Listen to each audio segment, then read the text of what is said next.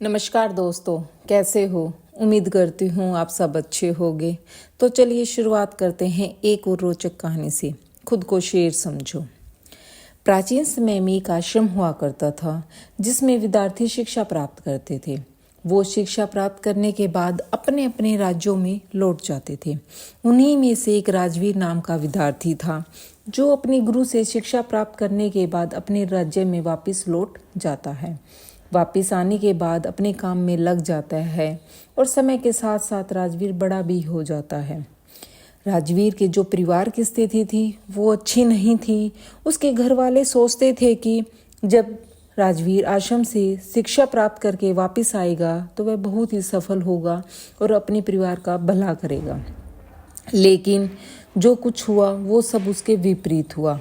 राजवीर आश्रम से शिक्षा प्राप्त करके आया, लेकिन काम की तलाश में जब भी वह बाहर जाता तो उसे कोई भी काम नहीं मिलता। वह छोटी छोटी चीज़ों में भी असफल हो जाता था। राजवीर एक बार अपने नगर के राजा के दरबार में उपस्थित हुआ, क्योंकि राजा अपनी सेना के लिए नए सैनिकों की भर्ती कर रहा था।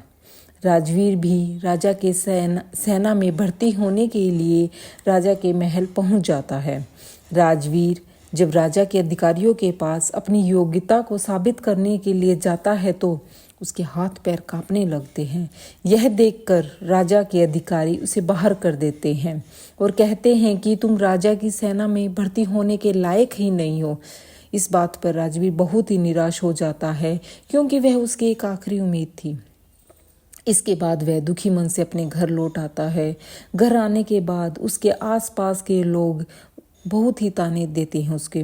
कोई कहता है कि राजवीर इतना पढ़ा लिखा है तो इसको कोई काम क्यों नहीं मिल रहा। कोई कहता है कि यह आश्रम में शायद ठीक से नहीं पढ़ा होगा। कुछ लोग तो यह भी कहने लगे कि इसके सोचने समझने की शक्ति कमज़ोर है। राजवीर शायद दिमाग से तेज नहीं है। लोग राजवीर को तरह तरह के ताने मारते, जिससे राजवीर बहुत ही ज़्यादा परेशान हो गया और एक दिन तो उसके मन में आत्महत्या करने का विचार भी आ गया। पर फिर भी उसने खुद को जैसे तैसे संभाला और अपनी सारी समस्याएं अपने एक दोस्त को बता दी। दोस्त कहता है, राजवीर तुम मेरी सलाह मानो, एक बार फिर आश्रम में अपने गुरुजी से मिलाओ, वो ज़रूर तुम्हारी समस्याओं का समाधान करेंगे। राजवीर पहले तो हिचकिचाता है, क्योंकि उसको आश्रम से आए हुए बहुत दिन हो गए थे। फिर वह सोचता है कि पता नहीं गुरुजी मुझे पहचानेंगे या नहीं पहचानेंगे, पर फिर भी आखिर में वो हिम्मत करके आश्रम में चला जाता है। वहाँ पहुंचकर गुरुजी से मिलता है जिन्होंने उनको बचपन में पढ़ाया था। अब वो गुरुजी बूढ़े हो चुके थे। राजवीर उन्हें अपनी सारी समस्याएं बताता है। गुरुजी शांतिपूर्वक राजवीर की सारी बातें सुनते हैं। राजवीर गुरु से कहता है, हे गुरुदेव, मैं कहीं पे भी जाता हूँ असफल हो जाता हूँ, किसी भी परीक्षा में पास नहीं हो पाता। मैंने अपनी पढ़ाई तो अच्छे से की थी, पर मैं फिर भी जीवन में एक असफल व्यक्ति हूँ, जिसकी वजह से मेरे दिमाग में भी तरह तरह के विचार आते हैं। अब गुरुजी कहते हैं, तुम परेशान मत हो राजवीर, मैं तुम्हारी सारी समस्याओं को दूर कर दूंगा। इसके बाद ये कहते हुए गुरु जी राजवीर को एक कहानी सुनाते हैं, शेर और भेड़ की कहानी। एक आदमी जंगल में भेड़ और बकरियों को चराता था। भेड़ों को चराते चराते वह जंगल में इतना दूर चला गया कि उसको वहाँ पर एक शेर का बच्चा मिलता है, और उस शेर के बच्चे ने अभी तक अपनी आंखें नहीं खोली थी। तो वो बहुत ही छोटा सा प्यारा सा बच्चा था, पर था तो शेर का ही बच्चा वो। पर फिर भी वो आदमी उसको उठा कर ले आता है और अपने घर ले आता है। अब शेर का बच्चा धीरे धीरे बड़ा होने लगता है। वह भेड़ों के साथ ही खेलता है, उन्हीं के साथ घास खाता है और उन्हीं की तरह बोलता है, और वह खुद को भी भेड़ ही समझता है, पर वो था तो शेर का बच्चा। एक दिन शेरों के झुंड ने भेड़ियों के झुंड पर हमला किया। सभी भेड़ दौड़ने लगे। वह बच्चा भी जो शेर का था वो भी भेड़ों के साथ ही दौड़ने लगा। लेकिन वह बड़ा हो चुका था, लेकिन भेड़ों के साथ ही भाग रहा था, क्योंकि वो खुद को भेड़ ही समझता था।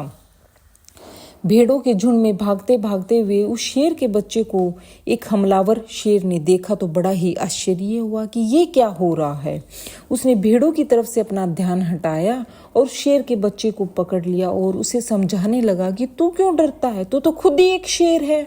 दूसरा शेर जो भेड़ों के झुंड में भाग रहा था उससे कहता है, अरे तुम तो जंगल के राजा हो, तुम्हारी दहाड़ से तो सारे जानवर कांपते हैं और तुम खुद भाग रहे हो।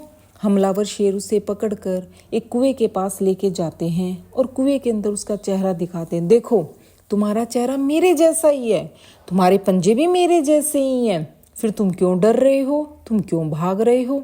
दूसरा शेर जो भीड़ के साथ पला बड़ा था वह कहता है, ठीक है, मेरा चेहरा भी तुम्हारे जैसा है, मेरे पंजे भी तुम्हारे जैसे हैं, पर मैं तुम जैसा शक्तिशाली तो नहीं हूँ और मेरी आवाज़ से तो कोई डरता भी नहीं है। अब हमलावर शेर कहता है, तेरी आवाज़ से भी लोग डरेंगे, बस तुम खुद को शेर समझ लो। जिस दिन तुम खुद को शेर समझ लोगे उस दिन सब तुमसे डरेंगे।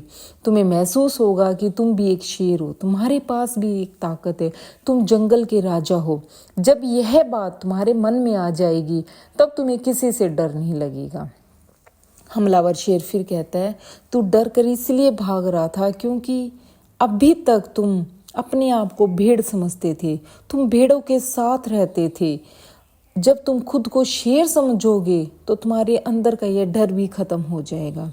यह डर तुम्हारे अंदर इसीलिए था क्योंकि तुम्हारा जो साथ था अब तक वो भेड़ों का साथ था और तुम खुद को भेड़ ही समझ रहे थे। बचपन से तुमने अपने आप को भेड़ ही समझा है और किसी ने तुम्हें अभी तक शेर कहकर भी नहीं पुकारा, इसलिए अब तक तुम खुद को भेड़ समझते आ रहे थे। कहानी को समाप्त करते हुए गुरु जी कहते हैं, राजवीर, तुम्हारे जीवन में भी यही हो रहा है। तुम्हारे पास सारी योग्यताएं हैं पर तुम खुद को भेड़ समझ रहे हो। फिर गुरु जी कहते हैं, इसका सबसे बड़ा कारण यह है कि कोई भी तुम्हें प्रोत्साहित नहीं करता।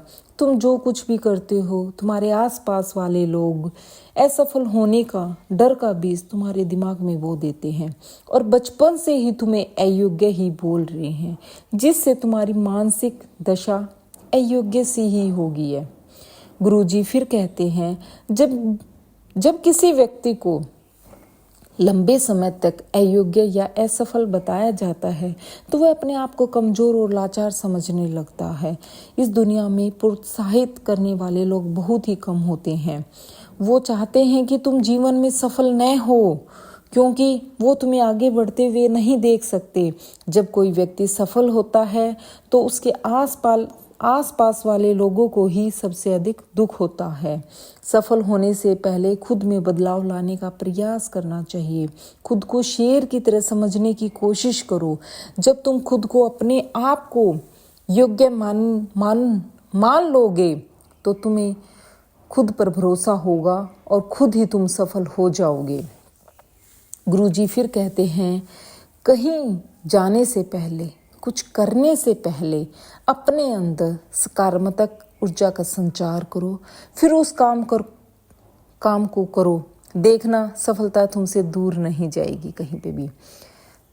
उम्मीद करते हैं दोस्तों आपको हमारी कहानी खुद को शेर समझो पसंद आई होगी और